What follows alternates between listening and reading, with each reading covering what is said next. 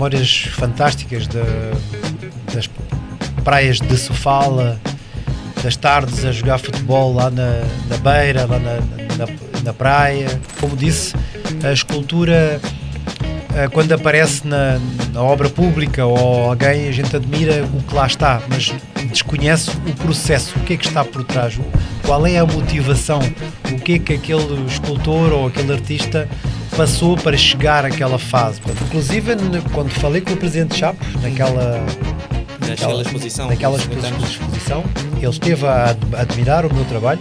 Eu fiz este desafio e ele sorriu e achou uma excelente ideia. E ele até me disse: então, faça o projeto e o senhor embaixador que estava ao lado, o senhor embaixador vai tomar conta deste processo. Portanto, eu estou a preparar o dossiê e em breve vou estar lá na Embaixada de Moçambique, em Lisboa, para apresentar um projeto. Eu tenho que se envolver, tenho que abraçar o bloco, tenho que abraçar a pedra, tenho que beijar a pedra, o corpo dele tem que trabalhar em contacto com aquele bloco. Porque o que faz partir a pedra é a vibração. Quando estamos numa fase de escultura mais minuciosa, eu tenho que encostar o meu corpo para poder trabalhar.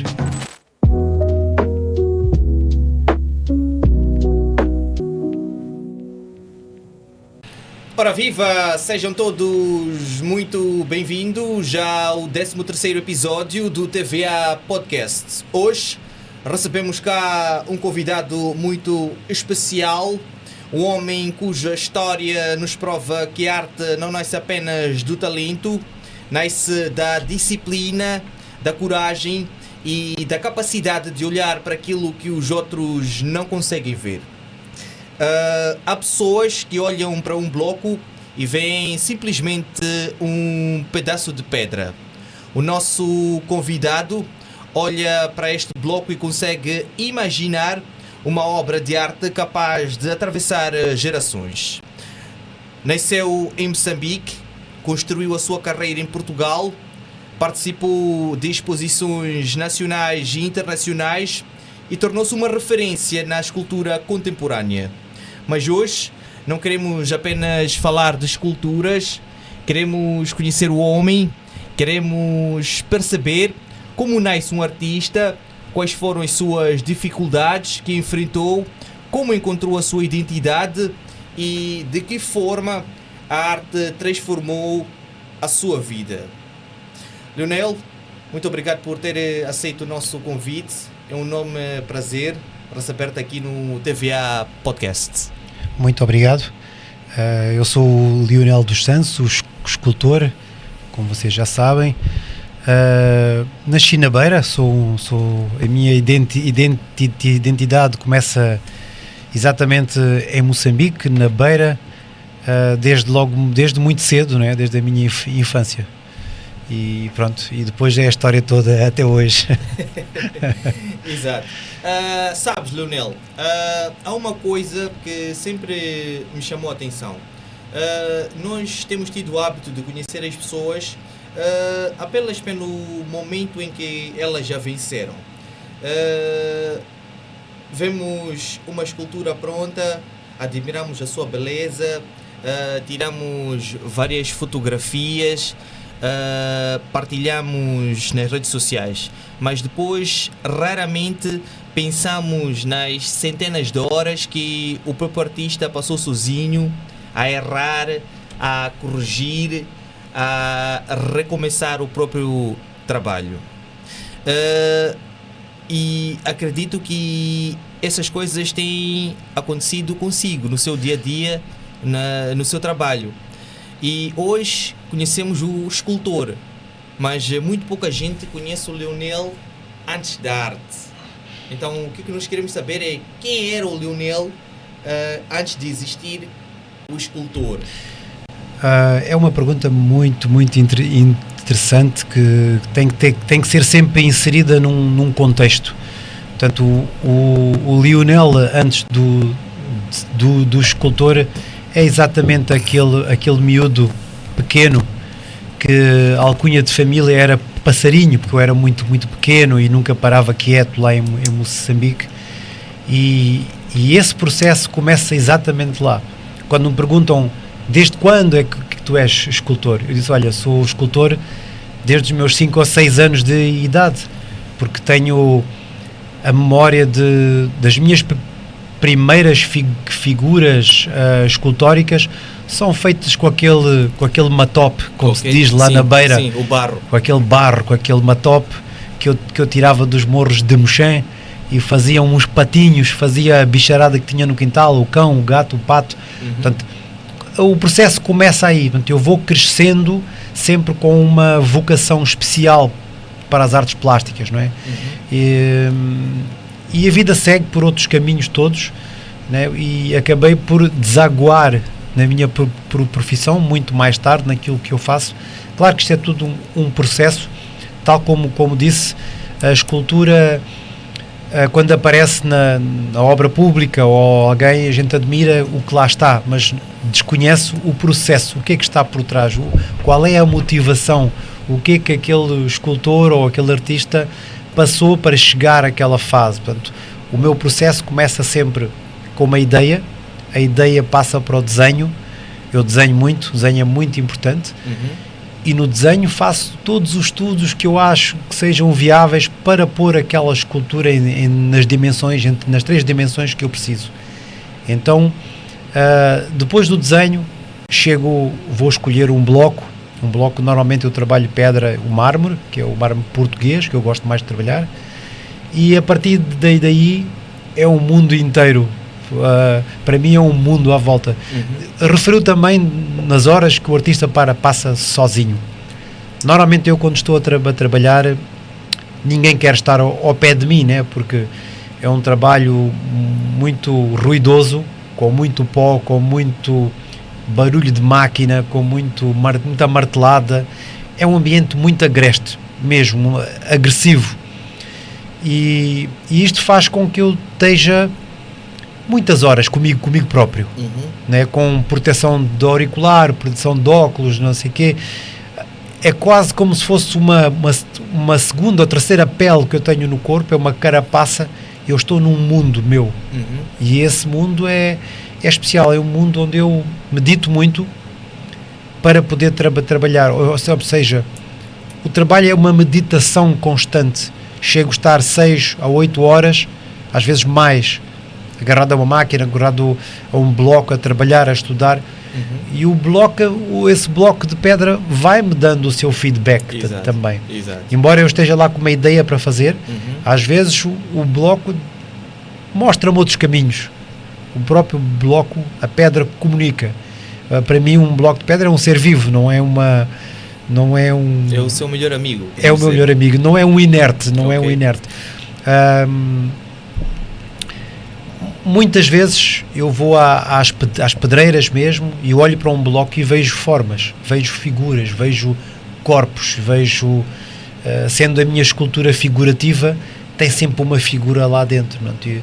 Como diria alguém que já disse antes, esta frase, que é uma frase chavão, mas eu uso muito, a figura já está lá no bloco.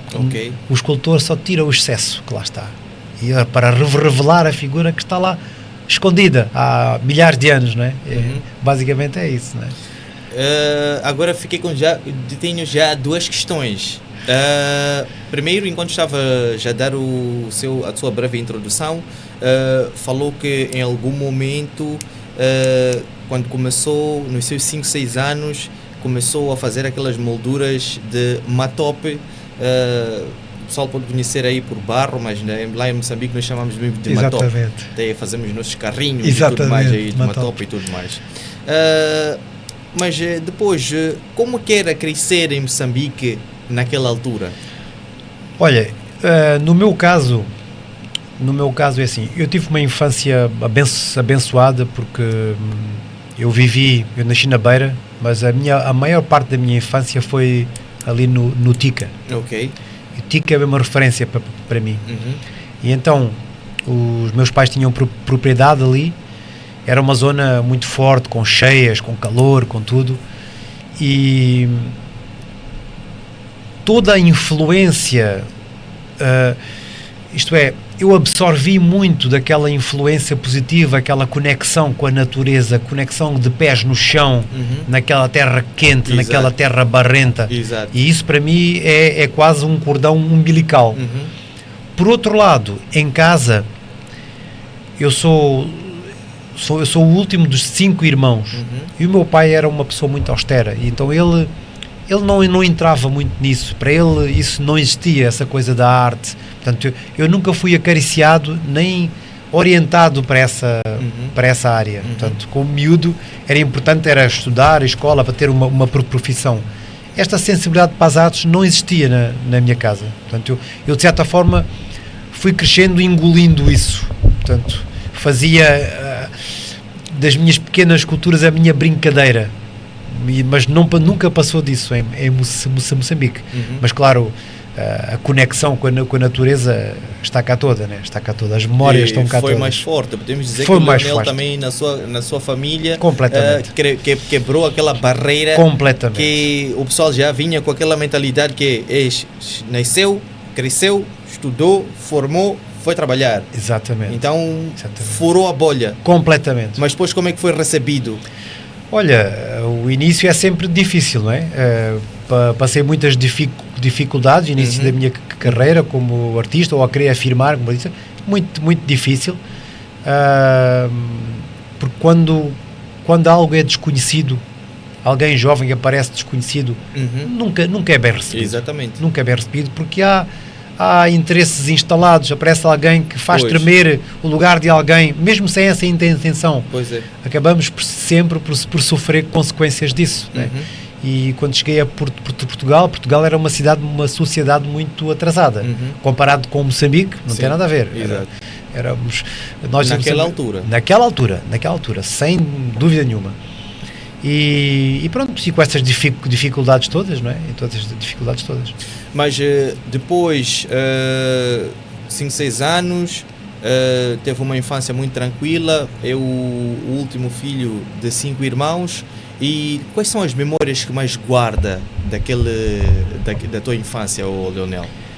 Olha, são memórias fantásticas das praias de Sofala, das tardes a jogar futebol lá na beira, lá na praia, as memórias de apanhar manga lá na árvore, trepar ali na mangueira, este contacto com a natureza, apanhar aqueles guppies na vala quando chovia para pôr no aquário, apanhar pássaros com fisga. Exato. Então, tudo isso, o normalíssimo do miúdo daquela época. O normalíssimo. Então essas foram fases que podemos dizer que marcaram mesmo até hoje a sua infância. Completamente. Exato. Mas sabes, Leonel, muitas vezes quando nasce um artista ou quando um artista pega pela primeira vez num pincel ou num cinzel, eu acredito que um artista nasce muito antes disso. Ele nasce, podemos dizer, na forma como ele observa o mundo, na curiosidade, na sua sensibilidade, nas experiências que vai acumulando ao longo da sua vida. Mas o que eu me pergunto é, hoje consegues identificar algum momento assim da tua infância que tenha influenciado diretamente na forma como na tua forma de criar arte? Sim. Sim, e se nós analisarmos a minha obra atualmente, ou nos últimos 20 anos, eu abordo sempre um tema. E o meu tema é sempre a condição humana. E essa condição humana é exatamente as minhas experiências de Moçambique e este rasgar de caminho, seguir em frente de Moçambique até Portugal. Esse percurso basicamente foi um percurso de muita resiliência, muita resistência, mas sempre ligado à condição humana. E a condição humana, tanto no amor, tanto no ódio, tanto no sofrimento. Portanto, todas essas vertentes estão ligadas na minha obra. Muita gente olha para uma escultura minha e vê sofrimento, porque eu tenho esse sofrimento. Esse sofrimento é uma parte de mim, porque uma criança com a idade que eu tinha quando saí de Moçambique para cá, com 13, chegar aqui 13, 14, 12, 13, 14, não foi fácil. Foi uma vida difícil, foi romper, foi deixar família, foi deixar pais. E tudo isso resume-se à condição humana. Aquelas emoções todas escondidas, muitos anos sem ver os meus pais. Toda essa nova adaptação, tanto à minha própria pessoa, era um adolescente em formação, não é? Exato. Todas essas emoções ficaram ali como se estivessem presas ou bloqueadas, porque nunca me foi permitido exteriorizar essas emoções. E essas emoções surgem mais tarde, vão surgindo na minha obra. Portanto, muitas pessoas olham para a minha obra e veem sofrimento, outros veem muito amor, e eu retrato exatamente esses momentos, o meu estado de espírito, mas essa base está lá sempre. Mas o Leonel falou um pouco da sua trajetória, né? Dessa passagem que fez de Moçambique para Portugal, chegou cá com 13 anos, com muitas saudades da família. Conta para nós como é que foi essa transição, como é que foi esse momento, como é que foi chegar cá. Essa fase foi muito complicada, muito complicada. É uma fase de perda, de perda dessas relações familiares, perder o colo de familiar, e ao mesmo tempo não há nenhuma perda que não venha com novas oportunidades, não é? Claro. E foi essa adaptação, foi perda desse contacto de família, mas tentar receber e angariar outro tipo de colo, outro colo diferente, e pronto, e mostrar que também tinha valor e que podia crescer e que merecia ter essa oportunidade, né? Apesar de todas as dificuldades que depois surgem com isso tudo, né? Exato. É isso. Mas depois, quando veio a Portugal, veio com uma família, com os pais, ou mesmo Não, sozinho? eu vim só com... Como é que surge essa oportunidade para fazer a transição? Eu vim naquela fase em que o governo lá em Moçambique estava a expulsar as famílias, não é? Eu sou de uma família portuguesa, embora a minha avó é africana. Quando digo africana é preta, né? Digo preta, eu gosto de dizer a minha avó preta. Tem que se falar. É verdade. Eu um carinho muito grande por ela. Exato. Era uma senhora muito sábia. Então isso é sempre... Como é que eu vou dizer? A dificuldade passava por ser muito emocional. Eu vim para Portugal com um irmão meu com mais 8 anos que eu. O irmão também jovem ainda, ali nos 20. Exato. E esse meu irmão é que foi, digamos, o meu pai, orientador. Ele é que me obrigava a ir para a escola, ele é que me obrigava a trabalhar e a fazer as coisas. Ele é que me ensinou tudo o que eu sei hoje fazer em casa. Foi esse meu irmão com mais 8 anos que eu.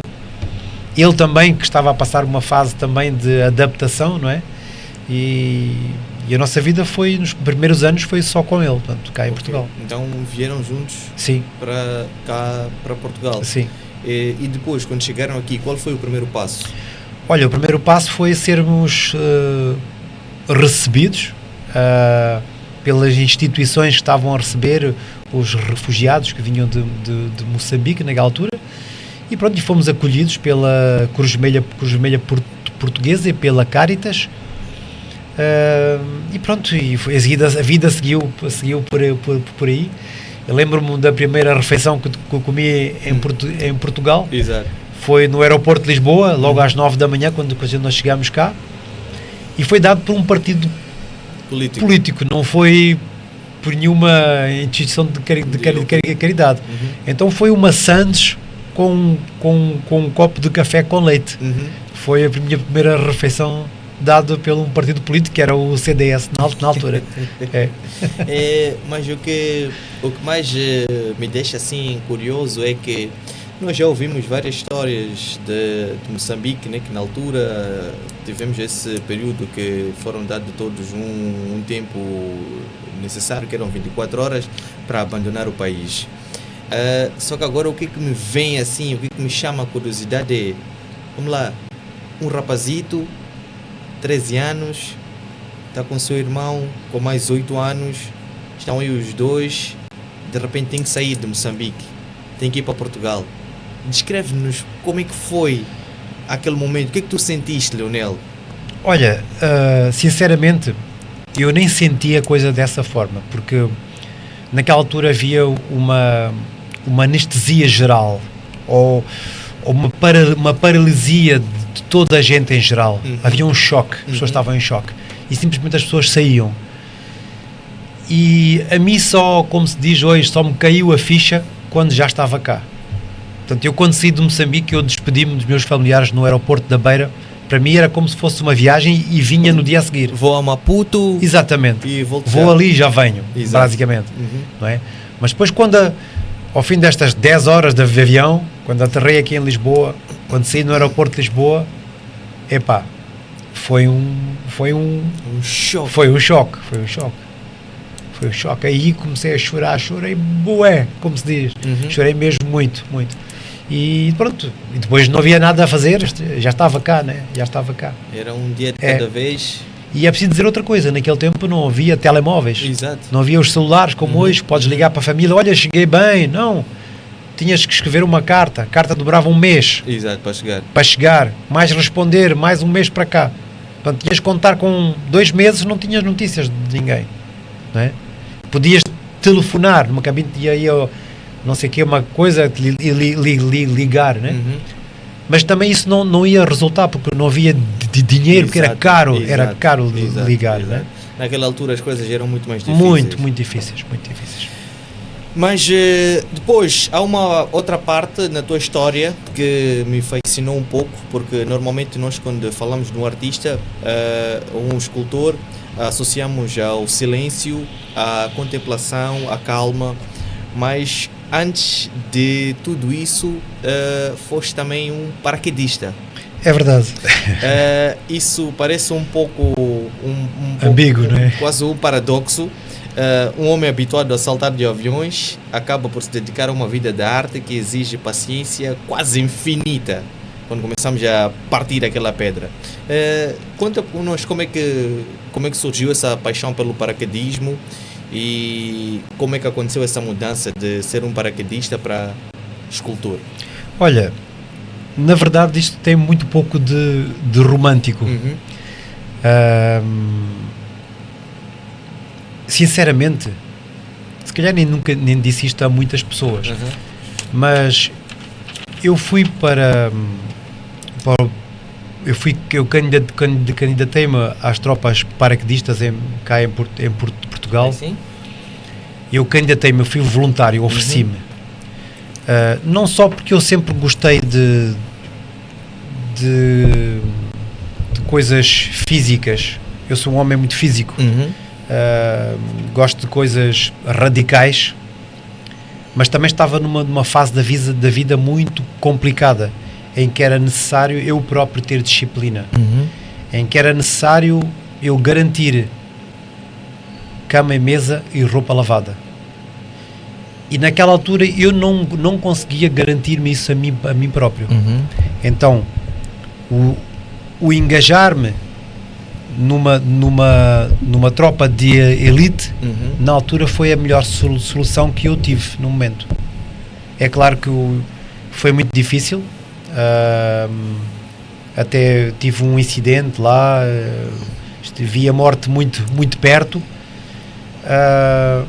mas foi um dos melhores tempos que eu tive da minha vida, porque pela primeira vez senti-me integrado num grupo, apanhei ali uma segunda ou terceira identidade, um grupo que me acolheu e tinha uma coisa que era a solidariedade entre os outros militares e aquela camaradagem, aquele apoio, aquela, como é que se diz, a sensação ou de pertença, de pertenceres a qualquer coisa. Sim, sim. Não é?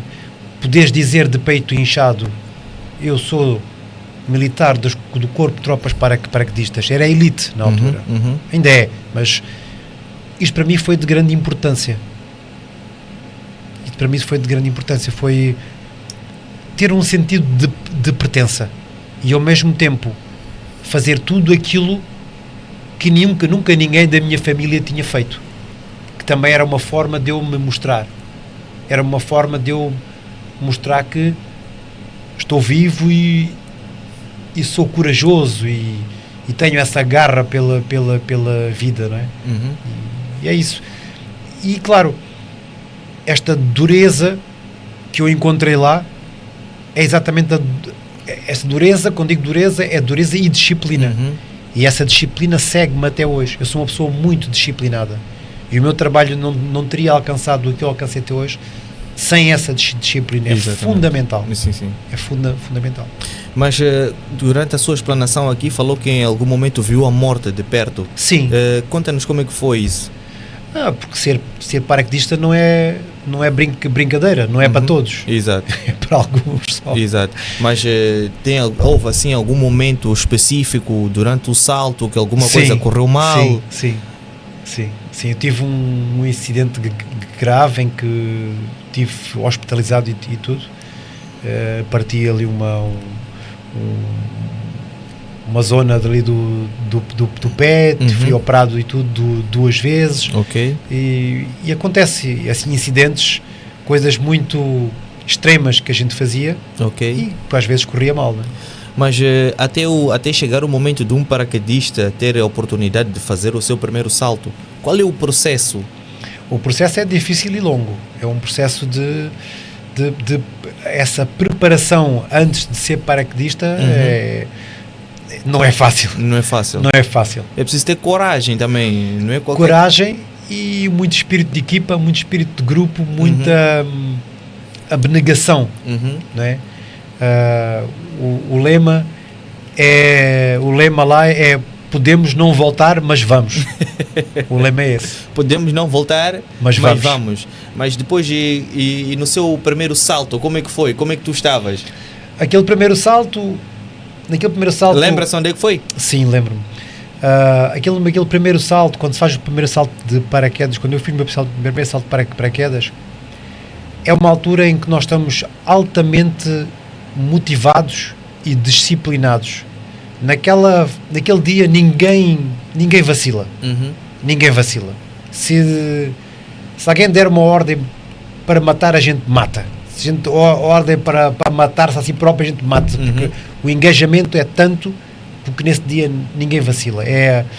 Digamos que o primeiro salto é a glorificação do paraquedista. Ok. Portanto, aí não há hipótese. E foi uma emoção inesquecível. E quando estavas aqui, enquanto eu te ouvia, estava a imaginar uma coisa. Quando um paraquedista salta, existe um momento em que já não tem como voltar para trás. E será que na arte existe esse mesmo momento também? Obviamente que sim.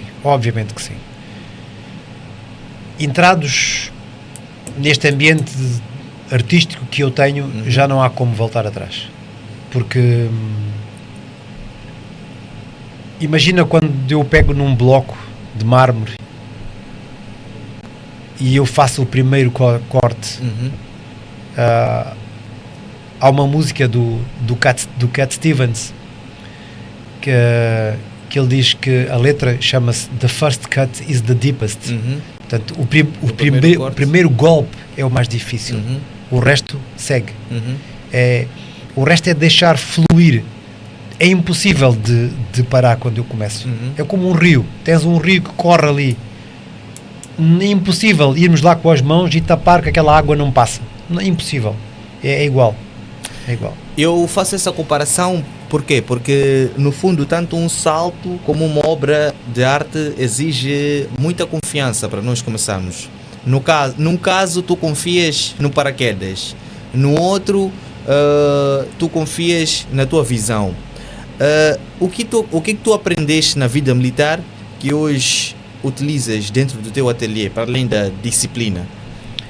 Olha, toda disciplina é fundamental, mas depois é preciso a coragem, a força e a fé. Isto que eu acabei de dizer são exatamente os 3 motes dos paraquedistas: coragem, força e a fé. E isso é que nos faz avançar. Portanto, não há como voltar atrás. Se algum problema surge adiante, temos que nos adaptar a esse problema, ou contorná-lo, ou vencê-lo. Não há como voltar atrás. Portanto, e é essa certeza que me faz avançar na escultura como na vida. Mas depois também temos momentos que mudam completamente o rumo da nossa vida, às vezes como são planeados, outras vezes acontecem por acaso, mas eu o que gostaria era de perceber como é que a pedra definitivamente entrou na tua vida. Olha, lembras-te tipo da primeira vez que pegaste num bloco de pedra e pensaste: é isto que eu quero fazer para o resto da minha vida? Sim. E mais uma vez começa em plena dificuldade e a necessidade de vida, de vencer. E a escultura surge dessa forma, porque eu inicialmente eu não começo a minha carreira como escultor, eu começo como pintor. Eu começo a pintar telas, quadros, tenho mais de 1000 pinturas vendidas só na região de Lisboa. E a escultura aparece mais tarde, no momento em que eu tinha dificuldades económicas e dificuldades de vender pintura, porque foi uma altura de crise em Portugal, em que surgiram muita gente a pintar. Então as galerias de arte com que eu trabalhava, que vendiam a minha obra, começaram a ficar saturados de pintura. E eu comecei a achar que havia muitos outros pintores que atrapalhavam o meu trabalho, porque apenas inundavam as galerias com excesso de pintura. E eu, como tinha a capacidade da escultura, eu disse para mim próprio: não, eu não vou concorrer aqui com outros da pintura, eu vou fazer uma coisa que eles não conseguem fazer, que é a escultura. Então introduzi a escultura, e durante um tempo eu apresentava na mesma galeria de arte tanto pintura como escultura. Foi um ponto de viragem muito importante na minha vida. Lá está o que eu disse antes, né? Como paraquedista, né? Temos que adaptar e contornar o problema. Exato. Aí é um exemplo claro disso. E eu não fiz isto pensado, isto surgiu, apareceu, foi instantâneo, eu nem pensei nisso, só mais tarde é que eu faço esta análise, mas a certeza é essa.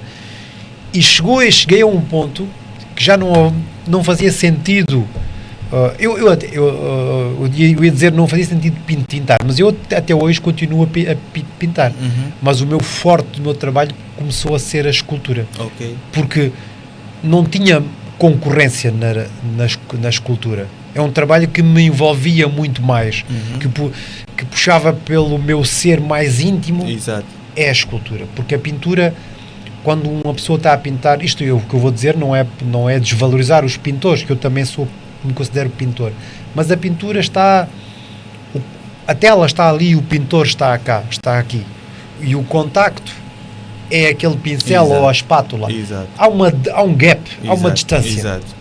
Na escultura não. Na escultura tu tens que emergir, tu tens que entrar dentro da escultura. A escultura agride-te, suja-te de pó, tu dás uma martelada nela e ela devolve-te uma pedra. Tu dás outra martelada e ela salta ali qualquer coisa para cima de ti.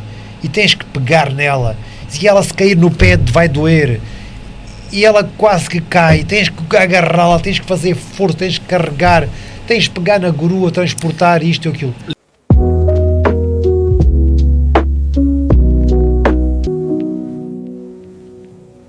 Atenção, ouvintes e telespectadores da Rádio e Televisão Académica de Moçambique. Agora, você pode acompanhar toda a nossa programação diretamente do seu celular. Não perca tempo, baixe já o seu aplicativo nas lojas digitais Play Store e Apple Store. Basta procurar por RTVAM Play.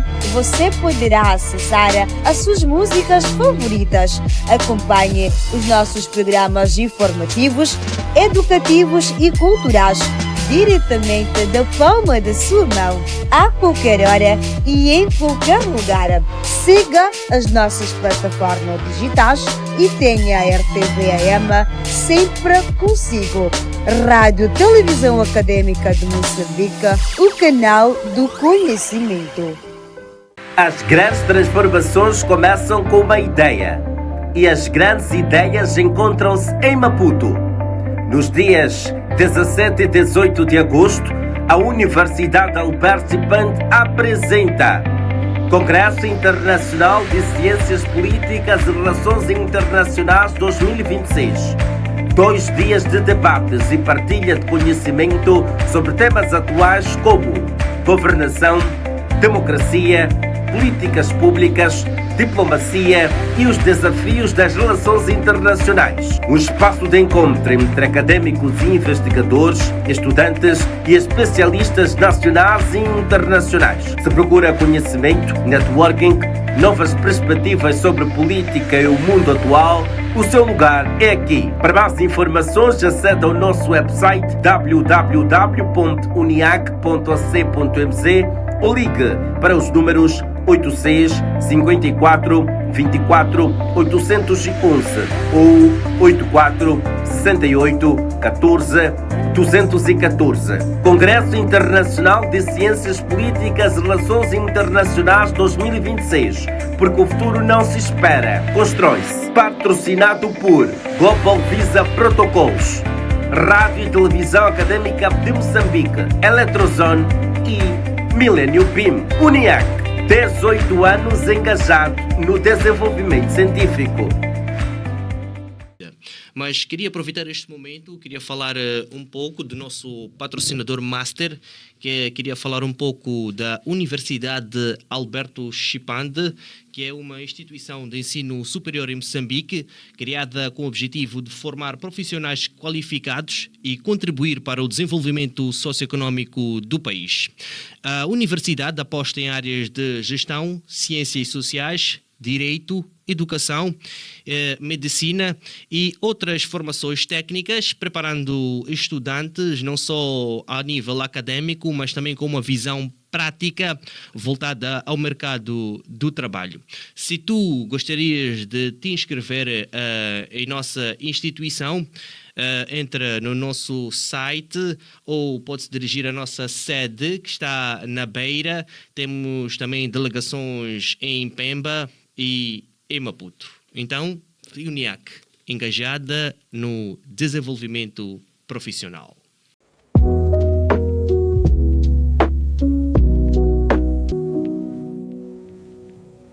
Dizias que um pintor, quando ele vai para fazer a sua pintura, tem a tela à sua frente e tem o seu pincel. Ele está daqui e tem seu pincel. Então, exatamente, existe um gap. Existe um gap. Mas quando é um escultor...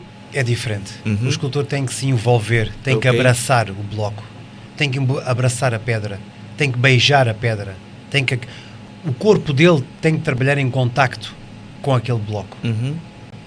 Porque o que faz partir a pedra é a vibração. Quando estamos numa fase de escultura mais minuciosa, eu tenho que encostar o meu corpo para poder trabalhar. Porque se eu não encostar, uma batida mais forte pode partir num sítio em que eu nem estou a trabalhar. Então o meu corpo tem que absorver, o meu corpo, a minha mão, o meu braço, vai absorver aquelas vibrações que eu estou a transmitir à pedra, e a pedra emite para mim. Portanto, a pedra é muito mais imersiva. Temos que respirar aquele pó nos prejudica, que nos pode matar, que entra nos nossos pulmões e temos de estar protegidos com máscara e tal. Mas a pedra é muito mais envolvente e essa foi a diferença que para mim me atraiu muito mais. A pedra Te desafia mais. Desafia mais. Eu até tenho vários títulos meus em artigos que eu digo, que eu costumo escrever inside sculpture, que é dentro da escultura, Exato. sentir a escultura por dentro. Exato. E refiro-me ao meu corpo e não só à pedra. Pronto. Mas é aquilo que eu estava a dizer na minha introdução, que logo começamos, que quando nós olhamos para uma escultura pronta, nós só vemos o resultado final, muito longe de imaginar daquilo que foi o backstage. Essa é a fase da contemplação, né? Daquilo que foi, sim, daquilo que foi lá para trás. Nunca imaginamos o processo. Normalmente, quanto tempo demora para fazer uma escultura, Leonel? Olha, isso varia. Isso varia. Depende do tamanho da peça e depende da complexidade.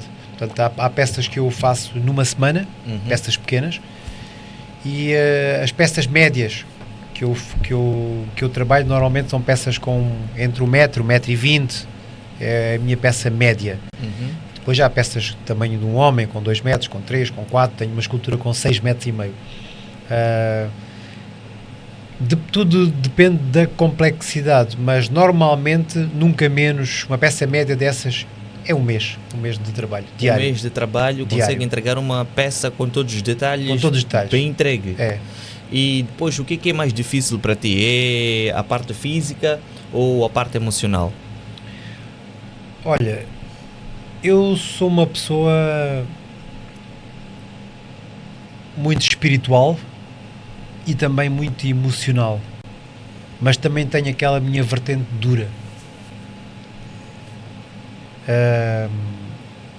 agressiva. Também tenho essa minha vertente. A escultura para mim acaba por ser fisicamente difícil, porque muitas vezes eu esqueço-me do meu dia, esqueço-me da minha hora, porque estou demasiado envolvido naquela peça e às vezes exagero no tempo de trabalho porque perco a noção de tempo. Exato. Por gostar tanto de estar a fazer, eu nunca despacho um trabalho, não trabalho mais rápido para despachar, eu trabalho no meu ritmo próprio, que é o meu ritmo de prazer. Portanto, essa é a minha velocidade de cruzeiro para fazer uma peça. Peça essa que muitas vezes, a caminho do fim, surge mais uma ideia e há que acrescentar e vai-se complicando às vezes. A peça que supostamente eu planeei para um mês, às vezes demora 2, porque acrescentei coisas que depois vão complicar todo o processo. Mas pronto, tudo tem a ver com a minha criatividade também, sou uma pessoa muito criativa. Muitas vezes me perguntam se eu preciso de inspiração para trabalhar. Eu até ia mesmo chegar lá na próxima questão. Então eu depois respondo. Onde é que vai buscar inspiração? Porque eu tive a oportunidade de, quando a minha assessoria informou-me que eu ia receber cá um escultor, eu sempre tenho o hábito de investigar um pouco, procurar perceber um pouco mais. Então, quando entrei nas redes sociais, fui apreciar um bocado do seu trabalho. Eu comecei a ver aquelas coisas que estavam ali, aquelas esculturas, aquilo são... Eu há bem pouco tempo nós estivemos no Vaticano, onde tive a oportunidade de ver aquelas esculturas que estão lá dentro do Vaticano, com todos monumentais, com mínimos detalhes, é a dobra do vestido, é uma barba, é o olho, tudo ao mínimo detalhe. E eu, quando vou ver o seu trabalho, eu digo, mas não pode ser. Então, a primeira pergunta que me vê, onde é que ele vai buscar esta inspiração? É claro que eu falou um pouco também que as suas esculturas refletem um pouco do seu sofrimento, daquilo que tu passaste lá em Moçambique, mas onde é que vem a essência de tudo isso? Olha, essa essência vem exatamente da minha raiz. vem da minha raiz, vem desses valores todos com que eu me identifico, dessa mágoa permanente que tenho dentro de mim. Tenho sempre uma inquietude, tenho sempre uma insatisfação que está cá, que nunca passa. Sim, sim. Isso é o motivo principal para exprimir. É a minha forma de como é que se diz, exorcizar esses demónios que estão cá dentro, que há muitos. É verdade. E essa pergunta da inspiração, eu sempre digo que eu nunca preciso de uma inspiração em especial. Tirando essa informação toda que eu tenho cá dentro da experiência de vida, aquela inspiração diária que muitos artistas dizem, hoje não trabalho porque não tenho inspiração. Não. É só acordar, olhar-me no espelho e essa é a minha inspiração. Simplesmente isso, Leonel. Simplesmente isso. E o bloco, pensar que lá no ateliê está lá um bloco à minha espera. Está lá uma figura para ser libertada. Está lá uma ideia para pôr cá fora. Está lá uma figura que urge, que é importante. Que eu preciso reviver, que eu preciso mostrar para outras pessoas. A magia da arte é quando uma pessoa vai, como acabaste de dizer, chega ao Vaticano, olha para uma escultura, identifica-se e percebe, e emociona-se com aquela obra. Portanto, é exatamente isso. É exatamente isso, igual. Portanto, eu nunca poderei deixar um bloco lá. Neste momento tenho lá 3 ou 4 blocos. Interiormente eu sofro, porque o tempo urgente de libertar aquelas figuras que estão lá. Mas depois a questão que vem é, eu quando vi aquelas maravilhas que estavam lá daquele lado... Muito obrigado. A questão que vem é, como é que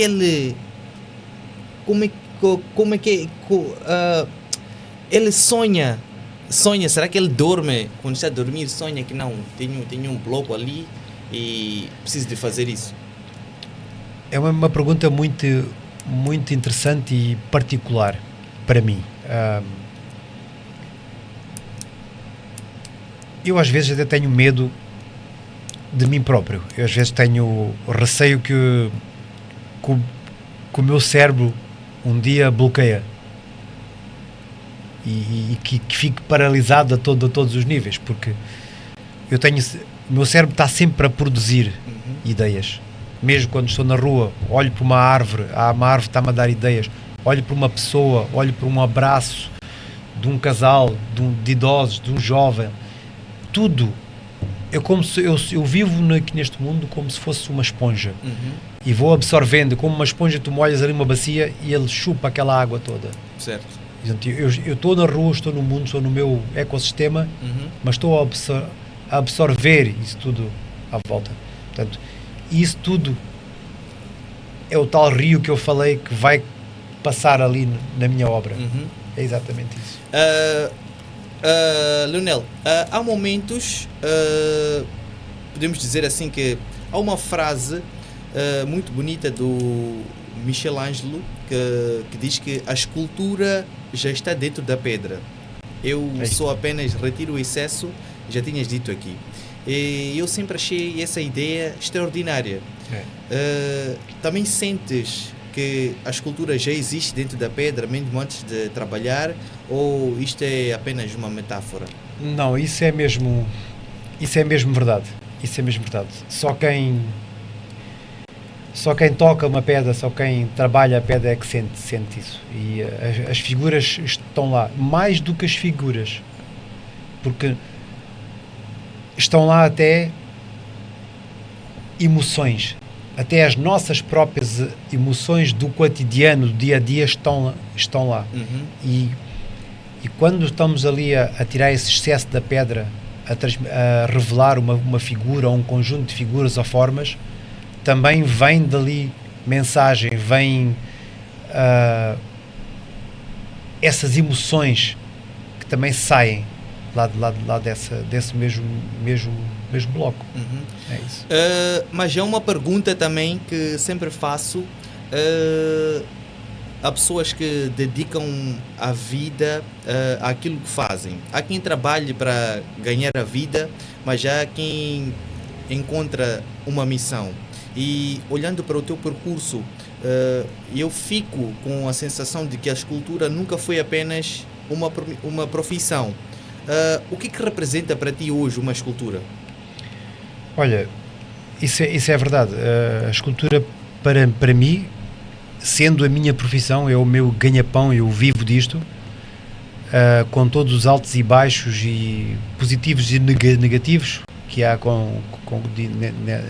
nessa situação. A escultura, para mim, é muito mais do que isso. A escultura, para mim, é uma catarse de mim próprio, é a minha vida, é o local onde eu estou, em que eu não sou julgado por ninguém, onde eu não sou questionado de nada.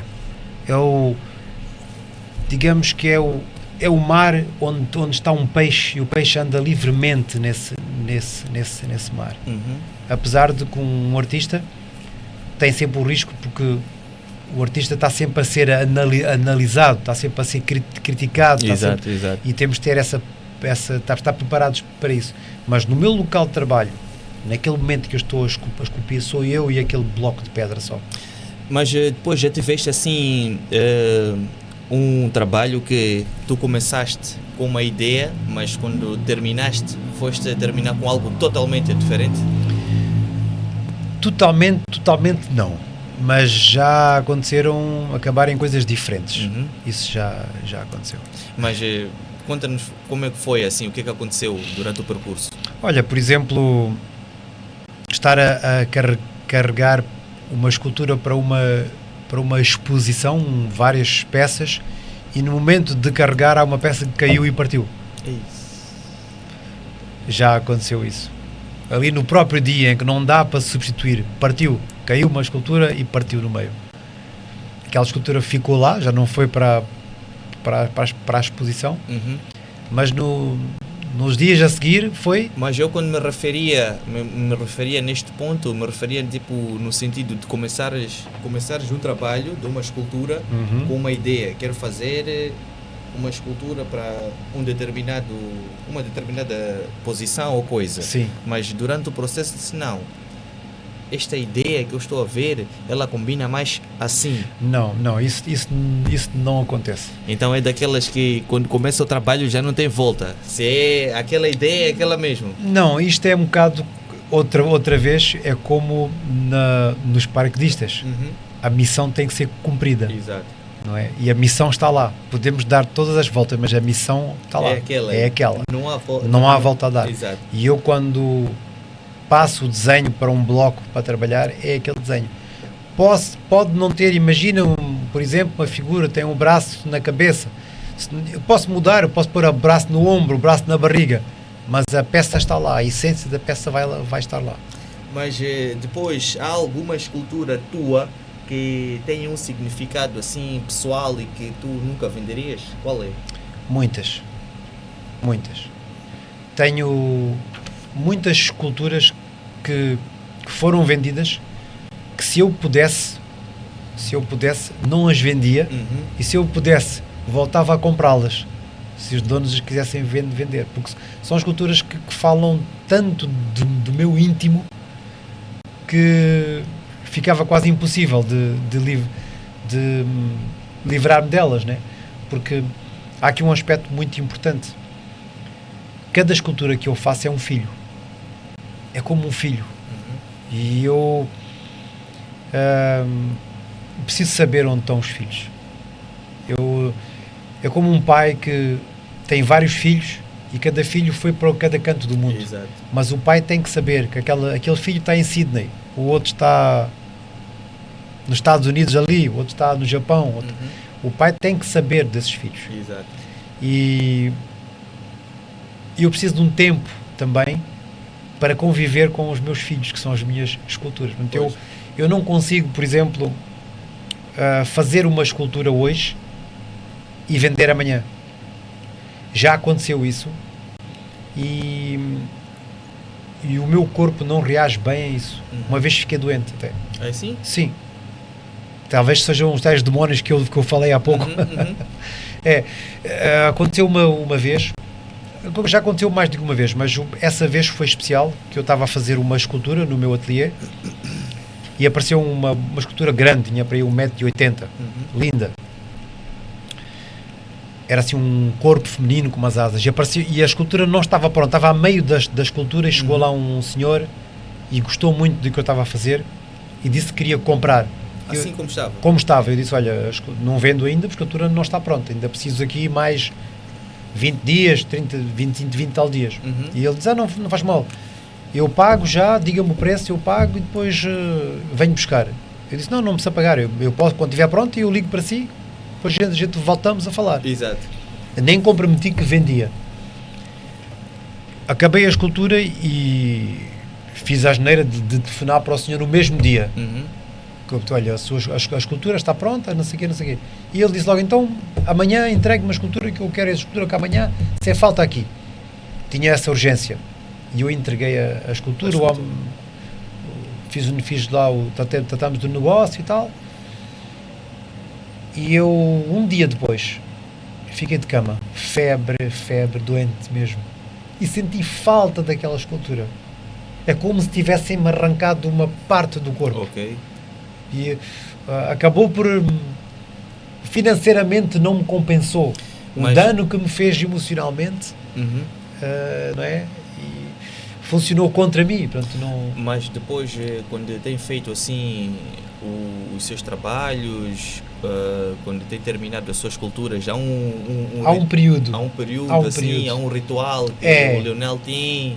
Esse ritual é tirar a escultura do local de trabalho, que é um local sujo, levo para a minha casa, fica lá dentro da minha casa, que se ela couber lá, fica lá num coiso, às vezes mesmo em cima da mesa onde eu como as refeições, ela, se for de ela aguentar lá, fica lá e tiro fotografias e sento lá no sofá, olho para ela. É o seu momento. O meu momento de aproveitar. E ela vai conviver comigo ali um mês e meio, 2 meses, e depois vou comercializá-la, vai para a galeria, ou algum cliente compra-me, ou vai para algum sítio, e esse é o processo. E o que estamos a falar aqui, parece que estamos a caminhar mesmo nos mesmos passos. Porquê? Porque eu trago cá uma reflexão que os artistas costumam dizer que a cada obra que fazem leva um pouco da alma de quem cria. Exatamente. O que cada escultura feita por si leva de Leonel? É exatamente isso, leva uma parte de mim, uma parte emocional, uma parte de sentimentos, muitos sentimentos, leva muitas lágrimas às vezes também, e a pessoa que fica com essas obras vai ter que conviver com isso também, e gosto, há pouco eu dizia que gosto de saber onde é que estão as peças. Muitas vezes dói-me cá dentro no peito quando a galeria de arte vende, a galeria não divulga quem comprou. Às vezes eu é que tenho que perguntar, olha, então a escultura vendeu-se para a Alemanha ou para a Espanha, ou está cá em Portugal. Às vezes eu digo assim, olha, diga-me só se está cá em Portugal ou se foi para algum outro sítio. Exato, porque o pai precisa de saber dos seus filhos. O pai precisa saber dos seus filhos. Tem essa fase e tenho também uma parte muito gratificante. Tenho pessoas que me acompanham, que começaram por ser clientes, tornaram-se amigos, tornaram-se colecionadores meus. Tenho um par de pessoas, um grupo de pessoas que todos os anos, ou 2 em 2 anos, compram esculturas minhas e colecionam. Tenho uma pessoa que tem 14 obras minhas, outro tem 8, outro tem 6, outro tem 10. E essas pessoas são as pessoas muito, muito especiais para mim, porque quando eu tenho saudades, eu posso ir lá ver as obras. Uma pessoa só com 14 filhos seus. É verdade. E há outra coisa estranha que eu há pouco referi, que eu sou também uma pessoa muito emocional e muito espiritual. Exato. Engraçado que às vezes não vejo um trabalho meu que foi vendido há 10, 15 anos atrás, e quando eu revejo essas peças, aconteceu há uns 4 ou 5 anos, eu revi uma peça que tinha sido vendida há 15 anos, e de repente quando vejo aquela peça, eu já estou tão distanciado desse filho que não acredito que fui eu que fiz. E é estranhamente emocionante. Às vezes as minhas lágrimas correm na cara. Mas diz isso que não consegue reconhecer que foste tu que fizeste, porque é por causa da perfeição. Exatamente, porque acho o trabalho tão bom, que duvido que fui eu que alguma vez fiz aquilo. Mas está lá, é a minha peça, tem a minha assinatura, aquele cliente pagou para ter aquela peça minha. E tem essa peça há 15 anos e ele próprio convive. E aquela peça não ficou só com aquele cliente. Aquela peça conviveu com todas as pessoas nestes 15 anos que conviveram naquela casa. Exatamente. Os familiares, os filhos, os netos, os parentes dele, todos teceram comentários e falaram e admiraram e tiraram fotografias. Portanto, uma peça minha tem vários múltiplos em fotos, em selfies com todas as pessoas. Portanto, isso é emocionante. E depois eu chego lá 15 anos depois e por momento o meu coração vacila. Será que... E vem aquela pergunta na minha cabeça: foste mesmo tu que fizeste isto? Não acredito. E está lá. E eu admiro a peça. Da tamanha perfeição. Tamanha perfeição e tamanha... O que é que ali está de obra de arte? Por exemplo, está uma obra na Covilhã, perto de Covilhã está uma cidade que é o Unhais da Serra, mesmo no sopé da Serra da Estrela. Eu fiz uma obra pública que está lá em frente à junta de freguesia deles, que é a homenagem aos idosos daquela freguesia. E é uma escultura relativamente grande, é um senhor idoso com rugas, consegui transmitir a velhice toda ali na pele, na pedra rugosa, está ali. Aquela peça, vêm imigrantes portugueses que estão na Suíça há 30, 40, 50 anos, vêm todos os verões e tiram fotografias lá. E eu recebo este feedback da rádio local, do jornal local, a dizer que foi vista a minha fotografia, a fotografia daquela escultura, com os familiares da terra no Canadá. Exato. Na Austrália, porque os imigrantes levam esta informação. E para mim isso é muito gratificante. Muito gratificante. E chega até a cair lágrimas. É muito emocionante. Ver um trabalho que foi feito com muito esforço e sacrifício, muita dedicação. E ser admirado. Esse reconhecimento a ser admirado por pessoas que saem dos seus países. Por famílias. Estão ali a tirar fotografias com geração inteira ali. Mas depois o Leonel, nós estamos cá a conversar, eu acho que não pude perguntar, tem em mente até o momento de quantas esculturas já foram produzidas pelas suas mãos? Não tenho o número exato, mas muitas. Não tenho o número exato, mas muitas. Não tenho número mesmo. Passamos de 200, 300, é muito mais. Mas chuta assim só o número, só para nós termos cuidado. Escultura... Mais de 500? Mais de 500. Se calhar entre 500 e 800 esculturas feitas. Mas nem todas as 500, 800 o pai sabe onde os seus filhos estão? Não sei. Parte delas. Se calhar só sei de um quarto delas. Um quarto? Talvez. Ei. É verdade. Mas depois como é que chegou até o ponto de perder-se assim na contagem? Porque depois começa a ser muitos trabalhos e todos eles muito do meu foro íntimo, com muita mensagem, e às tantas a gente perde-se. Hoje podemos dizer que o teu trabalho já ultrapassou fronteiras. As tuas culturas já foram vistas em diferentes países, culturas e sensibilidades. Mas também imagino que este reconhecimento não teria acontecido de um dia para o outro. Foi um processo. Qual foi a exposição que mais te marcou, Leonel, durante este período todo? Houve uma exposição que foi muito importante para mim, que foi assim um ponto de viragem, que foi em Lisboa, na Cordoaria Nacional, em 2015. Foi uma exposição promovida por uma fundação russa que estava cá em Portugal na altura. Foi o chamava-se Vera Art Festival. E foi um grande festival de arte, e aí foi um grande boost, uma grande viragem na minha carreira, porque recebi um prémio nessa altura. E isso foi um grande boost na minha vida, um grande empurrão para a frente, né? E durante os seus trabalhos, alguma vez sentiste que, por seres moçambicano, tiveste que provar mais do que os outros? Ou isso nunca fez? Sim, infelizmente sim, tenho que confirmar isso, porque no meu início de carreira como pintor, mais como pintor, tive algumas barreiras a apresentar o meu trabalho, porque o meu trabalho tinha, embora fosse contemporâneo, mas tinha uma expressão africana. Tinham ali uma base africana bem marcada, que era a minha infância. Sim.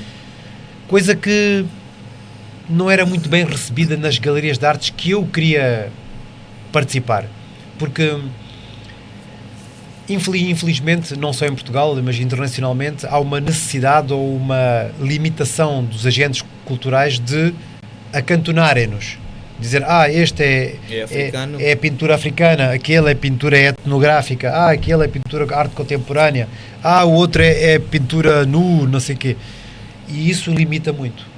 Portanto, muitas vezes eu chegava a uma galeria de arte e acantonava-me logo, pois o senhor faz pintura africana. Eu dizia, não, isto não é pintura africana, é pintura de expressão africana, que é a minha base, mas é contemporânea. Exato. E isso dava às vezes alguns atritos. E eu não gosto desse acantonamento. Eu acho que tanto deve haver espaço e valor para uma pintura africana como uma contemporânea europeia ou nórdica, ou seja, do que for, né? Porque é apenas arte, é apenas a cultura que ali está exposta. Portanto, não é preciso acantonar. E quando se acantona como pintura africana, o que eles querem dizer é diminuir. Exatamente. E isso eu nunca admiti isso, nunca entrei nisso.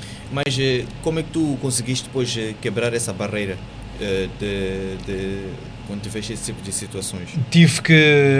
Eu próprio tive que adaptar a minha pintura, mudar, tirar parte dessa carga africana que eu tinha lá e enverdar por outros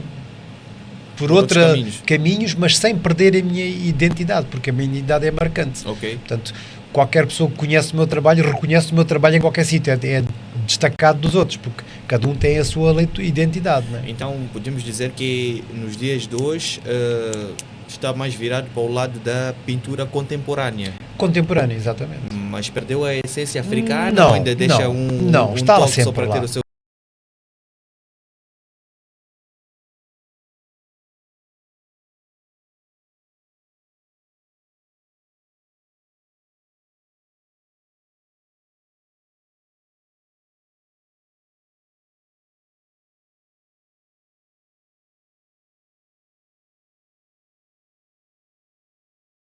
Existe preconceito no mundo das artes? Sim. Existe. Embora em países como a Alemanha, por exemplo, eu expus já em Berlim, o meu Born in Moçambique é admirado. Exato. É admirado. É uma cultura, é um país muito mais cultural, muito mais aberto, não é?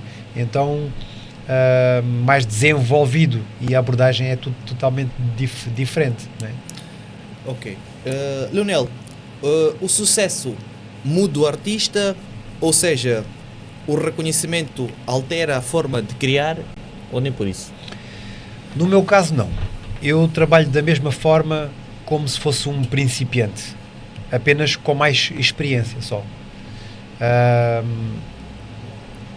Nem sei bem nem entendo muito bem esta coisa do sucesso. O que é que será o sucesso? É termos muito dinheiro e vender a obras por milhões? Ou estarmos satisfeitos connosco próprio e estarmos orgulhosos do trabalho que nós fazemos e transmitir emoções às outras pessoas e as pessoas terem vontade de pagar para terem um pedaço de ti na casa deles? Para mim esse é que é o sucesso principal. E existe assim algum risco de começar a criar para agradar o público em vez de seguir a sua própria inspiração? Não. No meu caso não, mas muitos artistas o fazem por questões financeiras, vão atrás de uma tendência quando sabem que ali tem mais lucro financeiro. Mas eu também, embora eu também preciso desse lucro financeiro, porque eu vivo disso, mas eu digo sempre que eu, quando faço uma escultura, tirando as esculturas que são encomenda, aquelas que eu produzo para mim, são para mim. Eu faço escultura para mim. Eu não faço para aquela entidade ou para aquele cliente, não. Eu faço a escultura basicamente para mim. Se alguém gostar, obrigado, e estará à venda. Exato. Mas as esculturas são feitas para mim. Muito bem. Muito bem, pessoal. Estamos hoje no nosso 13º episódio do TVA Podcast, onde estamos a conversar com o Leonel dos Santos, ele que é um artista escultor. Estamos cá a conhecer um pouco daquela que é a sua arte, ele que já foi pintor e como não gosta muito de concorrência, então preferiu por optar mais pelo lado da escultura contemporânea. Arrepende-se de ter feito isso? Não? Está tudo bem, Leonel? Não me arrependo de nada. Agora, neste bloco, eu queria sair um bocado do ateliê e queria conhecer o Leonel enquanto ser humano.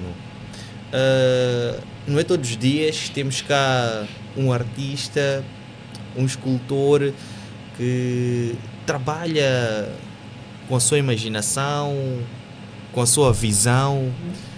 Leonel, como é que é o teu dia normal na tua vida? Como é que é um dia normal na vida do Leonel, um artista, quando está fora do ateliê? Olha, a vida é uma vida muito pacata. Lá está, voltamos à disciplina outra vez. Eu trabalho todos os dias, exceto quando tenho que ir às galerias ou fazer contactos ou reuniões, mas tirando isso, tenho sempre aquela disciplina, acordar cedo, fazer aquele costume caseiro do pequeno almoço. Exato. E a preparação, pegar no carro, ir trabalhar. Se é para continuar um trabalho, é para continuar, se não é para continuar, é para começar trabalho novo. Normalmente acaba um trabalho num dia, no dia a seguir já estou a começar outro. Trabalho o dia todo. Ao final do dia volto para casa e sou uma pessoa pacata, familiar. Tenho outra atividade para além dessa. Estou ligado aos desportos de combate, sou treinador de artes marciais também. Okay. Tenho uma classe de alunos. Qual arte concretamente? Kickboxing. Kickboxing. Sim, fui lutador também. Okay. E agora sou mestre, portanto, ensino. Ok. E tem uma turma já grande? Tenho uma turma com 30 alunos, desde jovens, desde crianças a partir dos 7, 8 anos, até adultos. Tenho alguns atletas já formados por mim, tenho 2 campeões nacionais de Portugal de kickbox, tenho um vice-campeão europeu, alunos meus. E esta é a minha atividade extra trabalho, mas de resto sou uma pessoa perfeitamente familiar. Então podemos dizer que em algum momento os treinos ou a turma do kickbox ajuda a lidar com a frustração de uma obra que não correu como imaginavas? É fundamental o desporto para mim é onde eu também deixo muitas frustrações, é também uma forma de limpar a mente. Exato. Isso faz-nos falta sempre. Muito bem, agora vamos falar um pouco do seu futuro e do legado, Leonel. Todos nós passamos por este mundo, mas poucos deixam algo que permanece muito depois da nossa partida. No teu caso, as tuas esculturas podem durar centenas de anos. Leonel, como é que tu gostarias de ser lembrado? Sem dúvida, uma pergunta fantástica.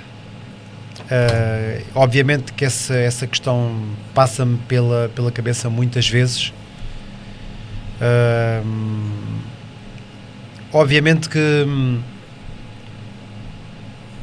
um dos objetivos do homem, do ser humano, seria sempre a imortalidade, não é?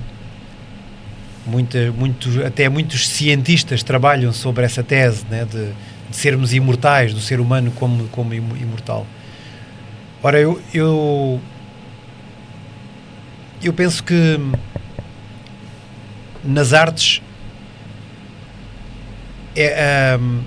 na parte artística que eu pertenço, é uma forma de sermos imortais, porque o meu nome vai ficar para além de muito mais do que a minha própria vida.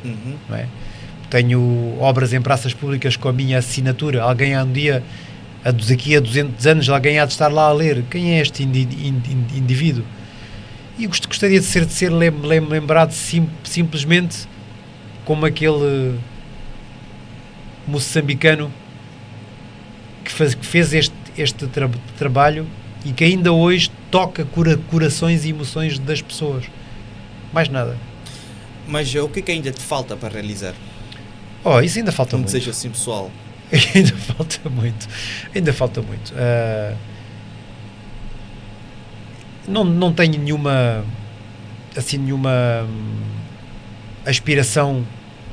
Isto é, até tenho. Gostaria de um dia fazer um monumento em Moçambique. Não tenho nenhuma obra feita em Moçambique. Quando o Sr. Presidente da República de Moçambique esteve cá nos 50 anos da comemoração dos 50 anos da independência de Moçambique, foi ano passado, não é? Houve uma exposição coletiva de artistas moçambicanos na Sociedade Nacional de Belas Artes e eu participei nessa exposição coletiva. E o Sr. Presidente esteve lá a visitar e eu tive a oportunidade de falar com o Sr. Presidente e até na altura eu fiz-lhe um desafio. Fiz-lhe um desafio a ele que gostaria de fazer um monumento em Moçambique, algures, não sei se seria Maputo ou Beira ou seja onde for. Gostaria de fazer um monumento numa praça pública de homenagem a todos os chefes de Estado que Moçambique teve desde que foi independente. Seria muito interessante.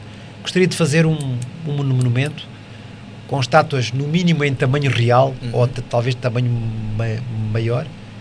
Moçambique, não sei, teve 5 chefes de Estado, não é? Exato. 5 ou... Sim. 5, 4, 5? Sim. 5.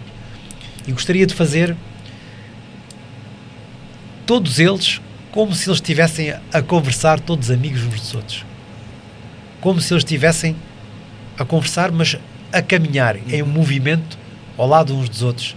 Desde o Presidente Samora, o Mondlane, até ao último, que é o Presidente Chapo, né? Como se todos fossem uma família. Eu adoraria fazer este monumento em Moçambique. Inclusive eu já tenho um plano para fazer este monumento. E eu penso que se houvesse vontade política e interesse, isto era uma ideia fantástica para ir para a frente. Realmente seria mesmo uma ideia fantástica. Mas a pergunta que me vem, o monumento ou as obras, as esculturas vão ser feitas cá ou lá? Isso para mim é um pormenor. Isso seria um pormenor.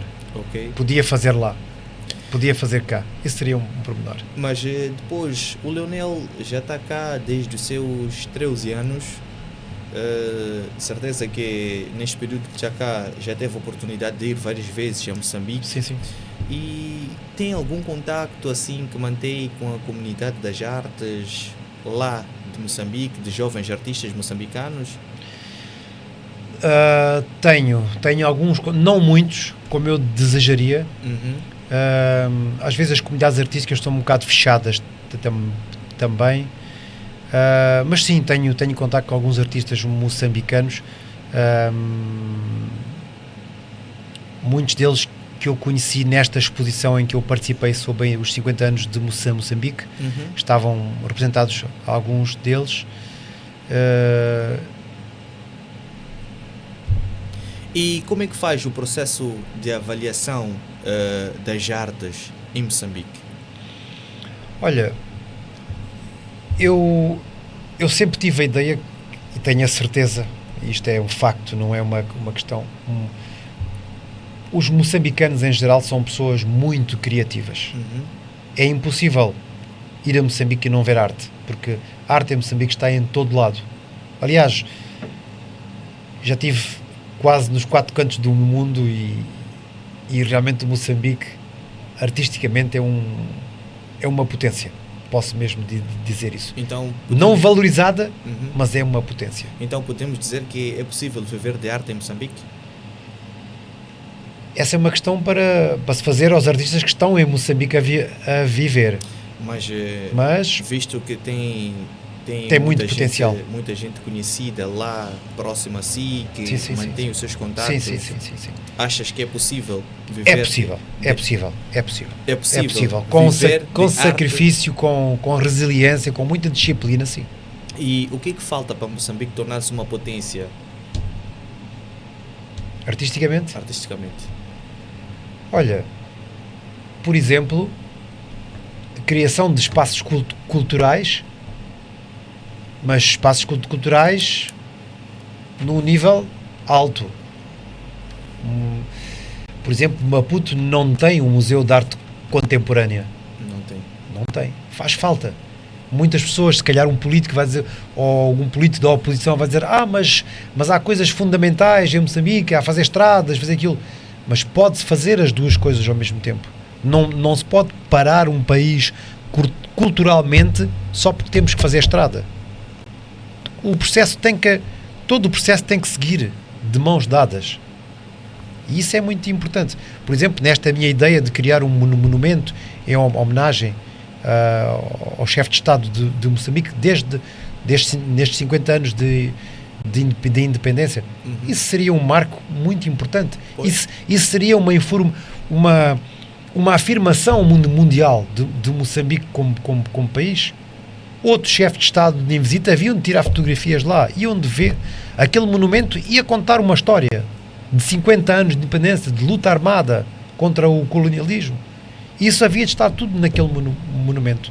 Não só naquele monumento não haviam de estar só lá figuras de chefe de Estado, mas cada figura está agregado a uma época, ou seja, de luta armada, seja do desenvolvimento. Exato. Portanto, e eu isso acho que é fundamental. É fundamental. Mas eu tenho fé que com muito foco e muita dedicação que eu acho que já tem, eu tenho fé que... Eu também. Não está num futuro assim muito longe. Nós, a TVA, podcast, a Rádio e Televisão Académica lá em Moçambique, há de ser convidada pelo próprio Leonel dos Santos para ir fazer lá uma cobertura. Espero que sim. No dia da inauguração. Eu acredito que não está no futuro muito longe. Espero que sim. Com sua disciplina. Espero que sim. E se realmente mesmo quiser, é como disse, tem certas coisas, são meros detalhes. Inclusive, quando falei com o Presidente Chapo, naquela exposição, ele esteve a admirar o meu trabalho. Eu fiz este desafio e ele sorriu e achou uma excelente ideia. E ele até me disse: então, faça o projeto e o senhor embaixador que estava ao lado, o senhor embaixador vai tomar conta deste processo, disse ele. Portanto, eu estou a preparar o dossiê e em breve vou estar lá na embaixada de Moçambique, em Lisboa, para apresentar um projeto. E a parte financeira é uma obra que não vai ser barata, mas essa parte financeira, eu acho que Moçambique tem todas as hipóteses de dar a volta à questão, através de patrocinadores, por exemplo. Há muita indústria em Moçambique. Exato. A indústria o Estado pode angariar patrocínio da indústria X e Y, não sei o quê, juntar a verba e fazermos um monumento. Eu acho Porque a ideia está ali. a ideia está lá. Não falta. A vontade não falta. É só pôr em marcha o projeto. Pôr em marcha. Acho que era uma excelente ideia. Não, realmente é uma ideia espetacular. Espetacular. Olha, vão ser 5 presidentes e como estava a dizer, que são 5 presidentes que cada presidente teve uma fase diferente. Claro. Teve um impacto diferente. Claro. Então, cada pessoa vai contar a sua própria história. E mais, esta união destes presidentes vai agregar e unir os moçambicanos. Vai transmitir uma ideia de união, Tal e qual. não separatista, porque ele é Macua, outro é Gaza, não, vai unir, porque os moçambicanos vão se identificar com a sua própria luta, que eles também passaram dificuldades, não é? Exato. Obviamente. Muito bem, pessoal, estamos cá com o grande escultor Leonel dos Santos. Leonel, estamos mesmo a caminhar para a reta final da nossa pequena, grande conversa. Queria agora entrar na parte final, onde queria mexer um bocado consigo. Leonel, que conselho tu hoje darias para aquele menino de 13 anos que deixou tudo, despediu a família, veio a Portugal? Que mensagens hoje tu darias para ele? Mas queria pedir que, quando for a responder esta questão, ou quando estiver a deixar esta mensagem, olha ali para a nossa câmera, mas bem lá no fundo mesmo, e deixa algumas palavras para o Leonel de 13 anos que chegou aqui em Portugal e que foi recebido no aeroporto com uma sandes de frango. É de frango, né? Mas nem me lembro, é uma sandes só. Mas então era de frango. Pronto, fica de frango. Qual a mensagem? Olha, a mensagem é muito básica a mensagem é muito básica e ao mesmo tempo muito objetiva. Seja porque dificuldades estejam a passar, eu sei que há muitas dificuldades e muitos obstáculos na vida, mas não desistam dos vossos sonhos. Não desistam dos vossos sonhos. Não optem por caminhos que são mais fáceis. Nem sempre aquele caminho fácil que nos parece facilitado é o melhor. As coisas fáceis não têm valor. Lutem por aquilo tudo que vocês acreditam que um dia vocês alcancem. Estudem muito. Trabalhem nesse sentido. Sacrifício pela vida para ter melhor amanhã. Essa é a mensagem principal, e nunca desistir dos vossos sonhos. Ok? Um grande abraço daqui. Leonel, ainda não terminamos. Ok. Imagina que daqui a 200 anos alguém encontra uma das tuas esculturas. Esta pessoa nunca ouviu falar de ti, nunca viu nenhuma fotografia tua, nunca leu uma biografia, só tem diante de si a tua obra. O que tu gostarias que esta pessoa sentisse ao olhar para ela? Olha, eu gostaria que essa pessoa tivesse a capacidade, porque é preciso ter a capacidade também de observar. Exato. Gostaria que essa pessoa daqui a 200 anos ainda mantivesse, não sei se daqui a 200 anos as pessoas vão ter esta capacidade cognitiva que nós temos hoje, ou se calhar vão ter muito mais do que nós, mas gostava que ele conseguisse sentir ainda as mesmas emoções que eu sinto hoje, que é amor, compaixão, espírito de sacrifício e luta por um bem comum, por justiça no mundo. Todas essas condições humanas básicas que nos fazem manter vivos, que nos fazem olhar no espelho todos os dias. Gostava que eles tivessem essa capacidade de ver numa obra minha. E é isso. Depois de tantos anos a criar arte e a representar Moçambique além fronteiras, quando tu olhas para o teu país, o que te enche de orgulho e o que ainda te preocupa, Leonel? Ok. Olha, em relação... refere-te a Moçambique. A Moçambique, sim. Claro. Eu, sem dúvida, como acredito muito num país democrático e próspero como Moçambique, acredito mesmo, tenho mesmo, porque sei que é um país enorme, com gente com um coração enorme. Um moçambicano é especial, é um africano de especial, no meu ponto de vista.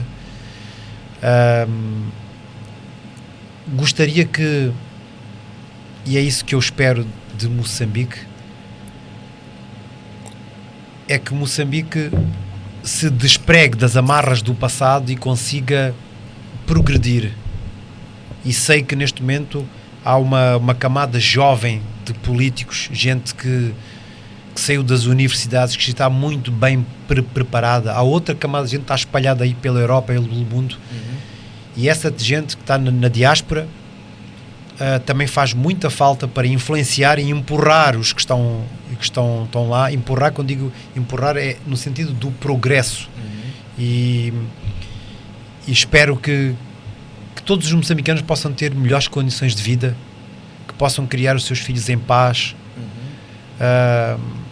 fora da guerra política, mas sempre pela qualidade de vida. Exato. Que possam criar os seus filhos, suas famílias e porem aquele país a produzir. Aquele país tem tantas capacidades que não estão aproveitadas, ora por esta razão, ora por outra, mas acho que devia haver ali precisa de não de um trabalho de politiquice, mas que essa politiquice se una num bem comum. Isso é fundamental.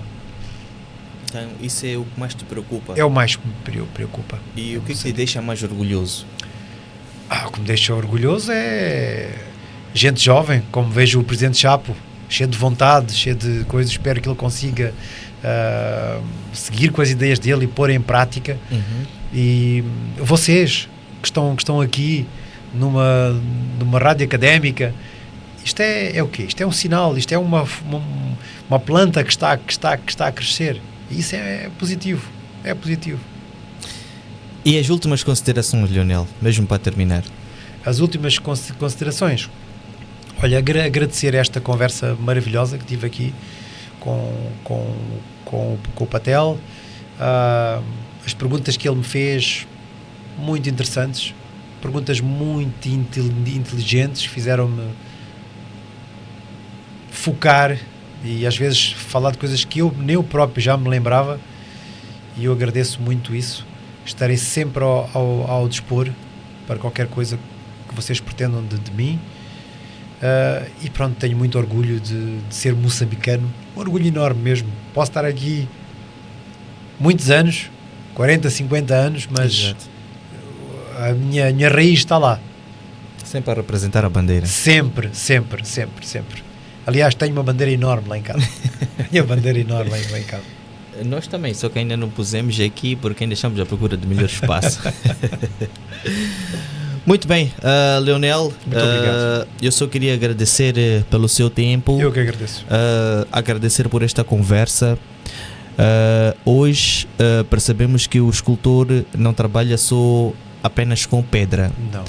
O escultor trabalha com tempo, trabalha com memória, é verdade, trabalha com emoção e transforma algo aparentemente frio em algo profundamente humano. Foi uma honra receber-te cá no TVA Podcast Desde já reiteramos que aquilo que o Leonel precisar para a divulgação dos seus trabalhos, e também agradecer por ter estendido a nossa rede de contactos, a nossa comunidade moçambicana, que é pequena, que passou a ter mais um integrante. É verdade.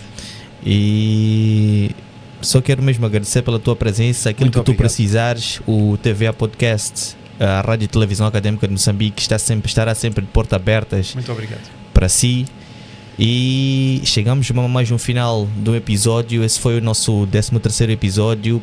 Se tu gostaste e te identificaste com essa conversa, comenta, deixa o like, partilha e faça essa conversa inspirar a outras pessoas. Estivemos cá com o Leonel, que é um moçambicano que já está há mais de 30 anos em Portugal.